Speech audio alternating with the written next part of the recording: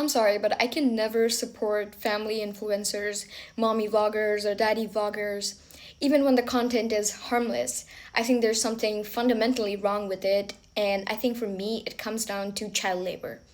So let's break it down. If you're a content creator or an influencer, making money on social media is just like any other job.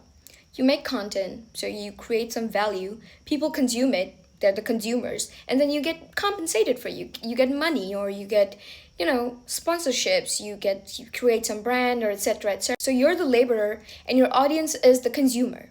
Now think about how the dynamic changes when an influencer only gets money when they show their child in their videos, when they show their child as content. At that point, the child becomes the reason why the content is being consumed. So essentially, your child is the laborer and you're getting paid for it. The parent is getting paid for it.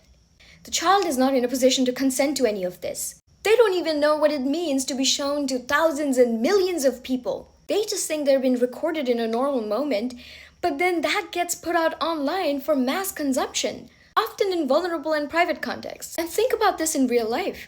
Let's say you're out with your family somewhere and a stranger comes up to you and they're like, "Oh, your child is so cute, can I take a picture of him?" You would immediately be uncomfortable, you would question their intention and probably say, no, you can't have my child's picture and just keep it on your phone. We don't know you.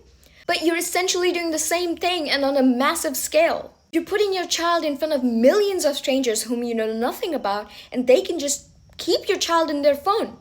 It is the same situation, just amplified, and that makes it so unsettling. And yes, sometimes a video can be harmless, a genuine family moment that gets shared. But when your entire content relies on your child and your income is dependent on their presence, then that is just abuse. You're just using your child. And the internet is not a safe or neutral place. There are unhealthy, unsafe audiences everywhere. Ignoring that won't just make it go away. And it's your biggest responsibility to keep your child safe. It's imperative that you protect them. If you wouldn't leave your child alone in a public space for safety concerns, then it's worth questioning why it feels acceptable to broadcast them to millions of strangers online, where images, videos are saved, shared, and misused without any control. There's also the issue of parasocial relationships. People form attachments to these children without ever knowing them, and the child does not have the ability to understand this dynamic, let alone opt out of it. Even adult influencers struggle with boundaries, privacy, and safety online. And yet you're putting a child in this, your own child, who is not equipped to deal with any of this.